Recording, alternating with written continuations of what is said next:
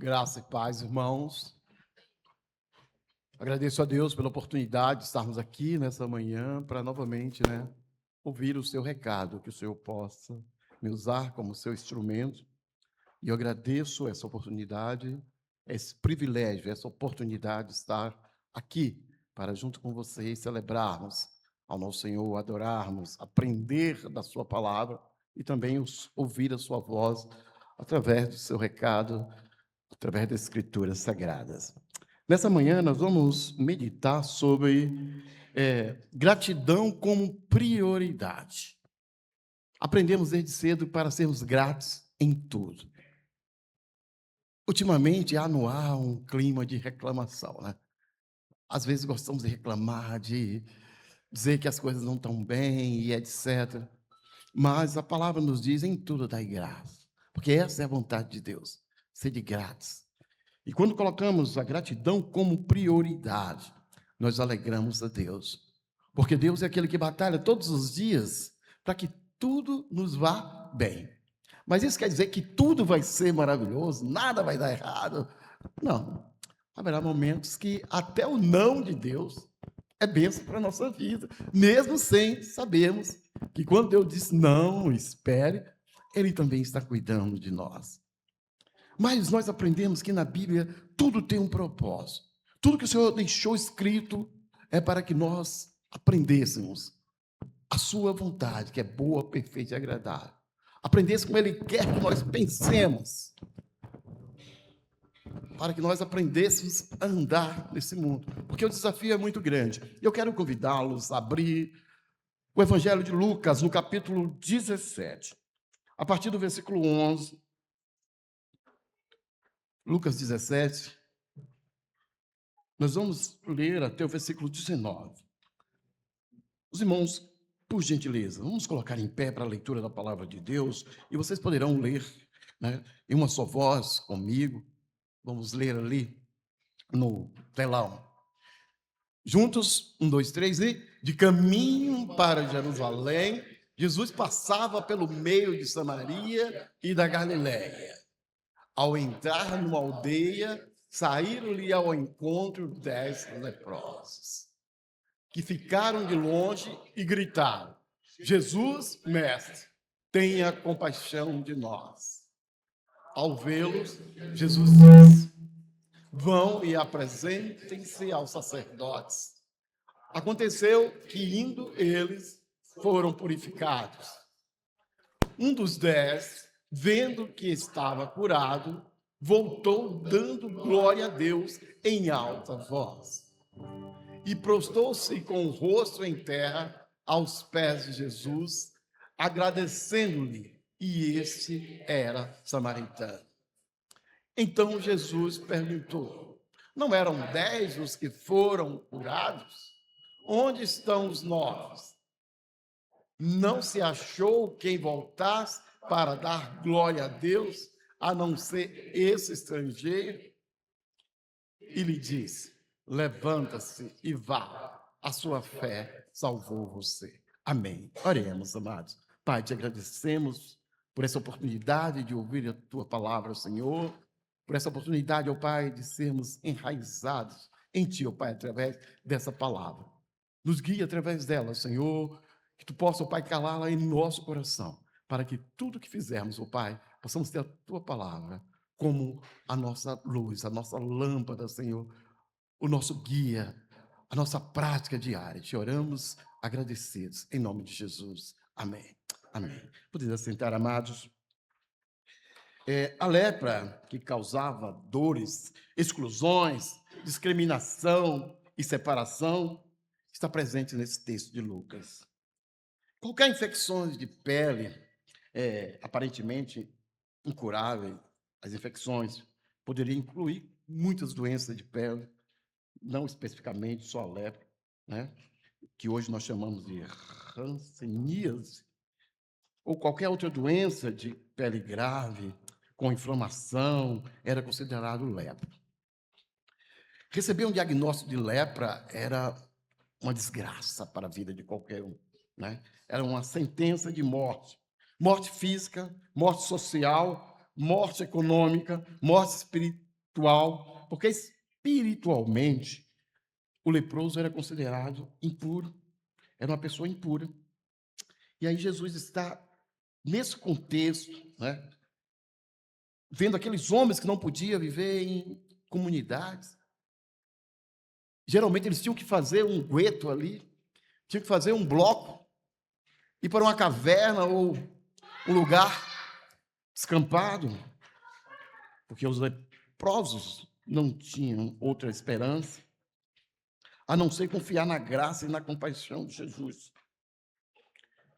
Mas aqui Jesus queria focar além da cura física. Ele queria dar ensinamentos profundos sobre o comportamento humano e oportunidade divina. Cada dia nós temos uma oportunidade divina, às vezes escondida nas dificuldades que se nos apresentam no dia a dia. Eu vou convidar o Wilton para louvar ao Senhor nesse momento e vamos refletir, enquanto o Wilton canta, sobre as oportunidades que Deus tem nos concedido, mesmo em meio às dificuldades. Nós costumamos ler que às vezes não foi, né, uma perda, foi um livramento, e muitas vezes é assim mesmo. Aquilo que nós imputávamos como um ganho e perdemos e ficamos tristes, na realidade Deus está cuidando de tudo. Louvemos com o irmão Wilton.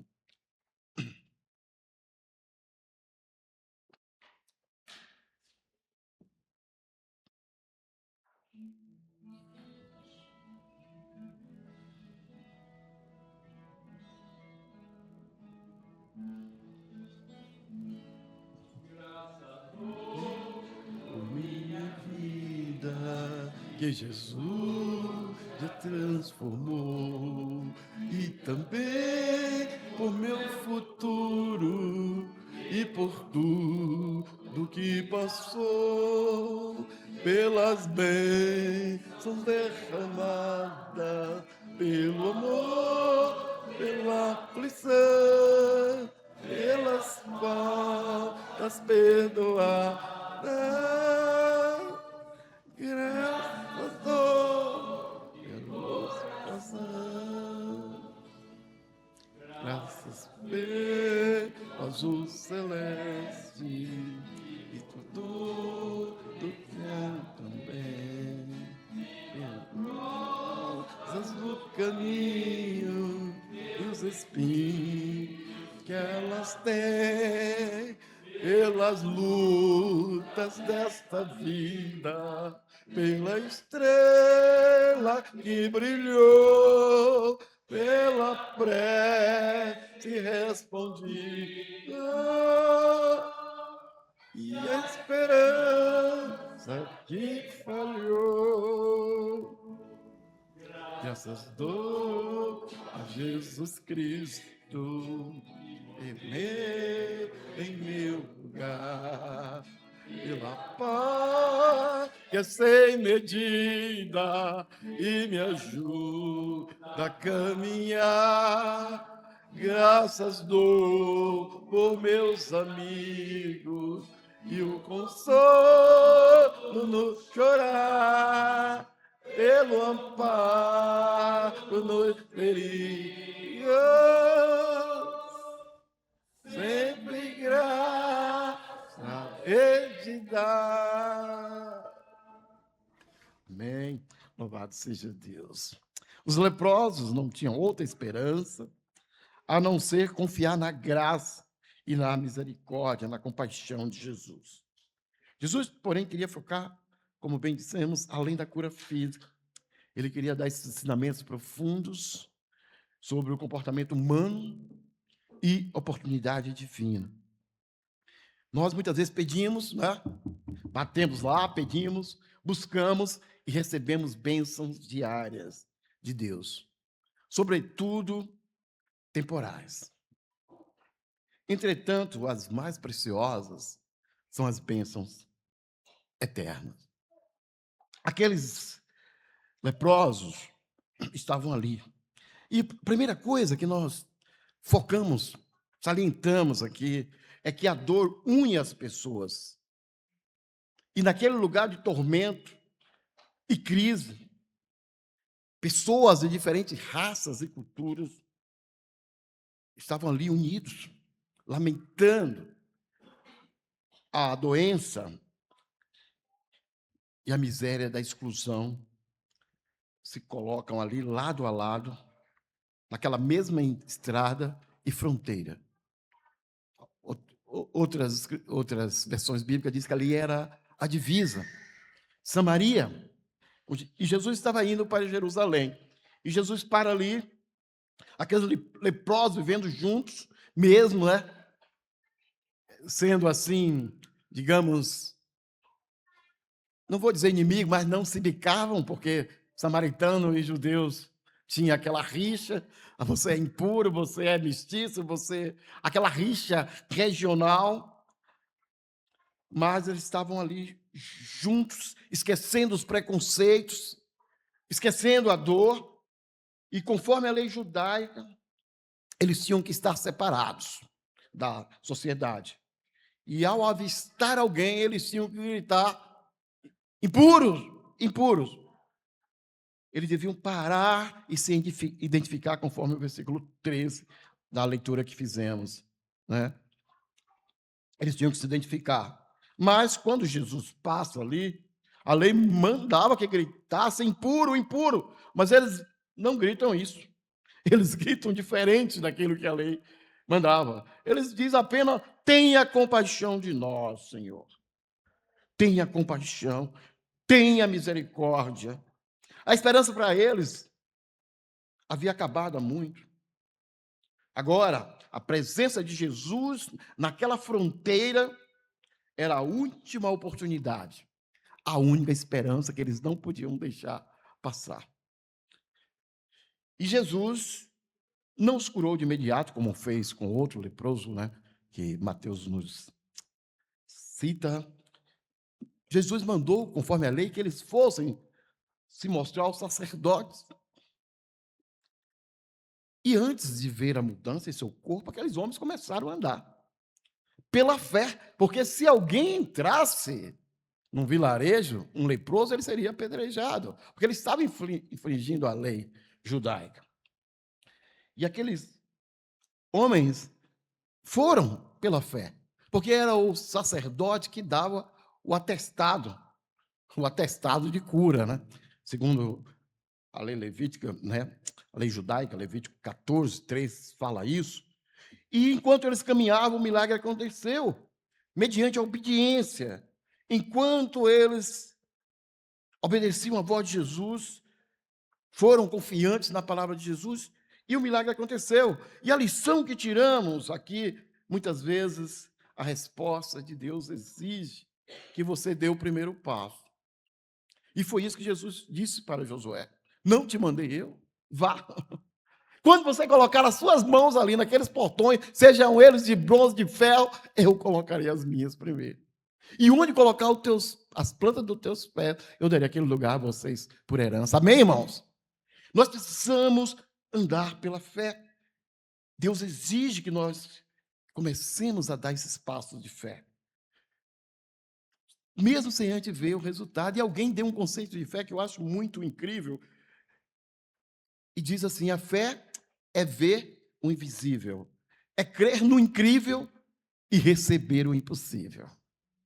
Esse é o conceito de fé. E aqueles homens andaram como vendo, né? As misericórdias, as bênçãos, a cura de Deus. E à medida que eles foram andando, eles foram se limpando. Eles creram em algo para nós incrível. É como alguém dizer: você está com câncer, mas vai lá para o doutor Drauzio, pode ir e você está curado. Peraí, como assim? Como assim? Não é bem assim. Então a nossa incredulidade às vezes clama por lógica, né? Por uma coisa mais palpável para acreditarmos, mas fé tem esse conceito de ver o invisível, crer no incrível e receber o impossível. Uma criança, uma menininha, chegou no balcão, estava o homem lá no balcão, numa relojoaria. E aquele homem olhava a rua de forma distraída E uma garotinha se aproximou e colou o seu nariz ali no vidro, olhando para um colar. Não sei se era turquesa, mas um colar bonito, original. E aquela criancinha com aquele narizinho apertado contra a vitrine, os olhos da cor do céu, brilhava quando viu aquele colar, aquele objeto. E ela entrou na loja e pediu para ver o colar de turquesa azul. É para minha irmã, disse a garotinha. Pode fazer um pacote bem bonito? Diz ela para o dono daquela joalheria. Aí o homem perguntou: quanto de dinheiro você tem aí? Aí, sem hesitar, ela enfiou a mão no bolso, tirou do bolso, né, da saia um lenço amarradinho e foi desfazendo os nós ali e colocou sobre o balcão, feliz, aquelas moedas e disse: isso dá? E eram apenas algumas moedas que ela exibia ali orgulhosamente. Sabe? Quero dar esse presente, dizendo ela para o homem, para minha irmã mais velha, pois desde que a minha mãe morreu, ela cuida da gente e não tem tempo para ela. É aniversário dela e tenho certeza que ela ficará muito feliz com o colar que é da cor dos seus olhos. O homem foi para o interior da loja, levou aquele colar, colocou o colar em um estojo, embrulhou com um vistoso papel vermelho, fez um laço caprichado com uma fita verde e disse: tome. Disse para a garota: leve com cuidado. E aquela garota saiu feliz, pulando, saltitando pela rua abaixo. E ainda nem acabou o dia quando, de repente, uma linda jovem entra naquela joalheria, cabelos loiros, olhos azuis, e adentrou a loja e colocou sobre o balcão o já conhecido embrulho que aquele homem fizera, e o embrulho estava todo desfeito, e ela indagou: esse colar foi comprado aqui? O homem falou: sim, senhora. E quanto custou? Perguntou a irmã, né? Ah, falou o dono da loja. O preço de qualquer produto da minha loja é sempre um assunto confidencial entre o vendedor e o cliente. A moça continuou: mas minha irmã tinha somente algumas moedas. O colar é verdadeiro, não é? O homem disse: sim, é. Ela não teria dinheiro para pagar. Para pagá-lo, o homem tornou a pegar aquele embrulho, refez com extremo carinho o embrulho, colocou a fita e o devolveu à moça. E disse: ela pagou o preço mais alto que qualquer pessoa pode pagar. Ela deu tudo que ela tinha. E o silêncio encheu a pequena loja e duas lágrimas rolaram pela face emocionada daquela jovem. Enquanto suas mãos tomavam aquele pequeno embrulho, veio a lição: a verdadeira doação é dar-se por inteiro, sem restrições. A gratidão de quem ama não coloca limites para os gestos de ternura. Por isso, irmãos, sempre temos que ser gratos, mas não espere pelo reconhecimento de ninguém. Talvez você não vai encontrar alguém na joalheria para te dar uma joia assim, mas a gratidão com amor não apenas aquece quem recebe, mas reconforta quem oferece. O milagre aconteceu para aqueles homens. E ninguém poderia receber presente maior do que ter a sua vida mudada. E isso em sua aparência. Mediante a obediência, quando eles caminhavam, Jesus foi operando na vida daqueles homens mediante a sua palavra. Aqueles homens deram o primeiro passo e Deus fez o resto. A gratidão é uma escolha que fazemos, rara. 10 homens receberam o mesmo benefício, mas apenas um volta para agradecer. Receber bênçãos é comum, eu as recebo todos os dias. E olha que Deus é abundante em nos abençoar, com todas sortes de bênçãos. E como nós ficamos gratos por isso. Mas temos que reconhecer a fonte delas. E agradecer ultimamente está se tornando uma raridade. A gratidão exige um coração humildemente grato, porque a ingratidão nasce de um coração insatisfeito. E é difícil hoje satisfazer o ser humano com tantas coisas que temos no presente século. A maioria das pessoas esquecem de Deus assim que um problema é resolvido. E eles perdem a oportunidade de receber o melhor de Deus. Porque o melhor de Deus não é a bênção material que nós tanto queremos receber, que gostamos tanto de receber. Imagine, olha, recebi um aumento, recebi uma promoção, olha só minha Lamborghini, né? Eu tenho uma Lamborghini, Hilton. Olha a minha Ferrari. Olha o meu carro, irmão, que Deus me deu. Mas, meus queridos, essas glórias são passageiras. Elas podem se desfazer, são temporais. Deus, ele não faz acepção de pessoas aqui no texto. Que surpresa, né? Para os judeus, porque o único que voltou para agradecer era o samaritano. Um povo historicamente odiado, um povo rejeitado, um povo que é considerado pelos judeus impuros, como cães, vira-latas. E agora esse samaritano, juntamente com aquele bom samaritano que nós temos lá em Lucas 10, 25, aquele que curou aquele homem que foi espancado na estrada, se lembra? E Jesus faz a mesma pergunta. Quem foi que socorreu aquele homem?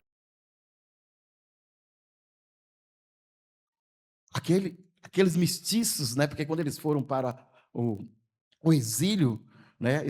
Os samaritanos eram aquela raça misturada de peça com outras nacionalidades que os judeus odiavam porque não eram sangue puro, ariano. Já ouviu isso, né, pastor Roberto? Homogeneidade da raça. Não eram mestiços. E os judeus odiavam aquele povo. E Jesus pergunta: ninguém? Só esse samaritano? E Jesus gostava de futucar os judeus com isso. Por quê? Porque a nossa glória não está em sermos dessa ou daquela nacionalidade, mas de sermos cidadãos dos céus. E ali, Jesus mostra a verdadeira espiritualidade, que a verdadeira espiritualidade e o bom caráter não dependem de religião, não depende também de ancestralidade, de regionalidade, posição social, nacionalidade. Quem menos se espera pode dar o maior exemplo. E curioso é que os samaritanos não podiam entrar no templo. Eu não sei para quem aquele samaritano foi se mostrar. Se ele não podia ir no templo se mostrar para o sacerdote, onde será que ele foi, hein, pastor Roberto? Fica aí a curiosidade, porque eu também não saberia dizer, mas aquele homem voltou, né? Ele voltou. O amor de Jesus inclui a todos. Jesus pergunta pelos outros: só uma ovelha voltou? Cadê os 9? Não estão aí? O amor atingiu em cheio os 10, mas a insensibilidade e a ingratidão alcançou 9, impedindo a volta deles. Onde estão os 9? E se nós fôssemos ali entrevistar, perguntar aos 9 por que não voltaram, o que será que iríamos escutar? Quais seriam os argumentos, as desculpas que eles apresentariam para Jesus, dizendo: olha, Senhor, talvez nós até já as tenhamos. Porque quando Jesus convida os homens para aquela grande boda, se lembra? Manda convite para os nobres. Aí eles também dão desculpa. E a desculpa continua. O primeiro grupo, com certeza, seria aquele grupo que dá prioridade aos bens imobiliários e à segurança financeira. Olha, não voltei porque tinha que cuidar da minha fazenda, do meu sítio, a minha casa estava meio que bagunçada esse tempo que eu passei lá naquela comunidade com os leprosos. Os meus investimentos estavam precisando de uma atenção, então eu não voltei por isso. Talvez o segundo grupo iria dizer, olha, em primeiro lugar, os negócios e as tarefas profissionais. Eu tenho responsabilidade. Eu não vi a hora de voltar para assumir as minhas responsabilidades profissionais. Eu tenho que dar prioridade aos meus negócios. Talvez o terceiro grupo seria aquele que priorizaria as relações familiares e os prazeres pessoais. Olha, você não sabe, mas tinha minha mulher que há muito tempo a gente não se via. Ela só vinha trazer comida, mas nem se aproximava, jogava lá e deixava. E meus filhos, meus parentes fizeram uma festa tremenda, porque eu estava morto, eu ressuscitei, eu estou de volta. E eles fizeram aquele banquete. Ah, não dava para voltar, sinceramente, né? Porque eu tinha muitos compromissos sociais, me convidaram para a festa e etc. Quantas vezes, né? As coisas de Deus não são prioridade porque nós temos outras prioridades. O quarto grupo talvez seria o pior. O grupo dos ingratos, ingratos mesmo, assim, no sentido lato da palavra. Não voltei, não, isso é problema de quem? É problema seu? Isso é problema meu. O que é que você tem a ver com isso? É da sua conta? Vai dar conta da sua vida para Deus. Eu não tenho que dar satisfação para você. Ah, eu não voltei porque ele não é o Filho de Deus. E o Filho de Deus não é para curar, não é para fazer o bem. Então ele não fez mais do que a obrigação. Por que eu tenho que voltar? Não precisa, daqui ele sabe que eu agradeci, amém, Jesus? Muitas pessoas que dizem que não precisa de igreja. Para que igreja? Posso servir a Deus em casa. Deus sabe. Não preciso estar comungando. E também, chega lá, aquele povo fica falando da vida dos outros. Ah, não. Então, esse quarto grupo talvez seria dos ingratos. Isso é problema meu. Ele não fez mais do que a obrigação dele. E o último grupo, por fim, seria esse 10º que voltou, dos gratos, daquele que priorizam a gratidão. Aquele que responderia para você, com certeza, voltei, meu querido, porque só Ele tem a vida eterna. Para onde iria eu? Só Ele tem palavras de vida eterna. Só Ele pode me levar para os céus. Só Ele pode me salvar. Só Ele pode continuar a obra que Ele já começou. Porque se aquele homem voltou, é porque ele sabia que a obra ainda não estava totalmente completa. A diferença entre a oportunidade de ser curado e ser salvo. O corpo versus a alma. Os 9 receberam a cura do corpo, mas foram embora apenas com isso, perdendo a oportunidade aqui de receber uma bênção maior, atemporal, uma bênção eterna. Importa entrar no céu, Mateus 18, 8 e 9. Importa entrar no céu, ainda que seja manco, ainda que seja cego, ainda que seja surdo, porque ali tudo se restaurará. Ali tudo se restaurará. Eu acho que até o nosso idioma, viu, Hilton? Eu acho que ali tudo vai se equalizar. Não haverá gregos, nem judeus, nem gentios, todos seremos um em Cristo Jesus. Amém, amados? E ali, para aquele que voltou, Jesus disse: a tua fé te salvou. A tua fé te salvou. A lição aqui é a gratidão e a proximidade com Jesus traz uma transformação completa, uma transformação espiritual que vai muito além de um simples alívio de um problema passageiro. A dor une as pessoas, mas os interesses próprios os afastam.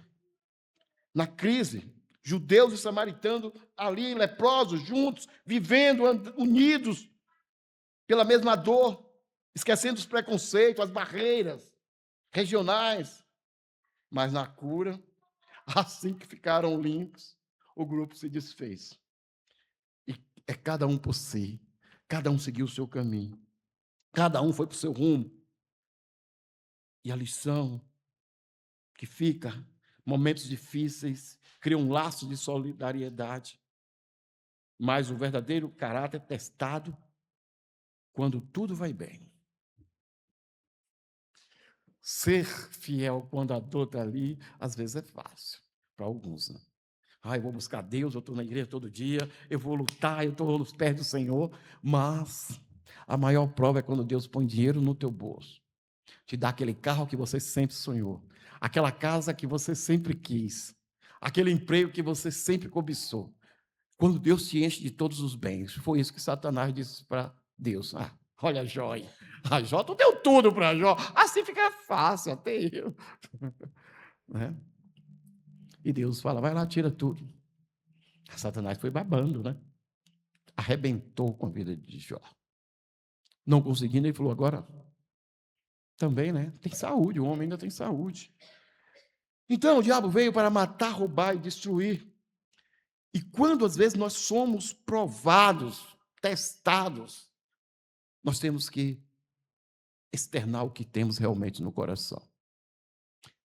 Eu sempre disse para a minha equipe, o mais importante é você saber quem está com você na trincheira. Porque quando o tiroteio começar, só ficará com você na trincheira o verdadeiro companheiro, o verdadeiro amigo, aquele que realmente está contigo, porque o resto vai fugir. Todos receberam benefício físico, material, concreto, e, no entanto, somente um deles voltou para ouvir de Jesus, levanta-te e vai, a tua fé te salvou. Será que essa proporcionalidade de 10% é a parte da humanidade que reconhece Jesus como Senhor e Salvador? A palavra diz, ainda que sejam como os grãos de areia, só os remanescentes serão salvos. Há uma proporção, não sei de quantos por cento, nem quero aqui especular, mas nem todos que dizem Senhor, Senhor, entrarão no reino dos céus. Imagine que o leproso que ouviu de Jesus, levanta-te e vai, a tua fé te salvou, se levantou, pastor Gilberto, cadê ele? Foi correndo, né, atrás dos outros 9, para lhes dizer, gente, espera aí, há mais coisas. É o seguinte, você receberá a cura física, a cura biológica, a cura material, a cura do corpo, mas existe uma cura maior, de uma vida que não é essa vida que temos aqui. Por quê?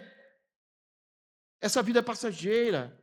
Vocês receberam cura e a pele está lisinha, curada, mas essa mesma pele vai apodrecer quando vocês descerem ao sepulcro. Isso vai se deteriorar. Um dia lá na sepultura, mas existe uma vida muito maior, uma vida melhor, uma vida em abundância, uma vida eterna, onde esse corpo será restaurado. Vamos lá, vamos para Jesus. Vocês vão ver que Jesus tem a vida eterna para vocês. Vamos nos converter a Jesus. O samaritano é levantado e enviado para Jesus aqui. Levanta-te, vai, a tua fé te salvou. Além da cura, também a libertação se torna realidade.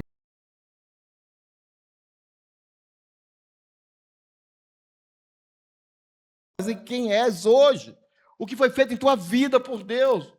Ele é enviado com uma missão visível, como Lázaro. As pessoas não podiam dizer que Lázaro não morreu, porque Lázaro estava ali, falando, comendo, e os judeus tinham a maior raiva de Lázaro. Os fariseus odiavam Lázaro, porque Lázaro era a prova viva da misericórdia de Deus. Porque Deus vive. E por fim se levantará sobre a terra, para também nos chamar para estarmos com Ele. E aí aquele samaritano, ele é enviado, né, com a missão. Ele foi revestido do amor. E ele seria o evangelho vivo. Mateus, 20, o Senhor nos dá uma comissão, ide por todo mundo, pregar o evangelho a toda criatura. Amém, irmão? Ensinar o que você viu, ensinar o que você ouviu, ensinar o que você sentiu. O discípulo de Cristo tem essa missão de tornar presente no mundo, não só as bênçãos recebidas, mas também o seu mestre continuamente com ele. Porque Deus estará conosco, como ele nos prometeu, com seu Espírito, até a consumação dos séculos. Amém.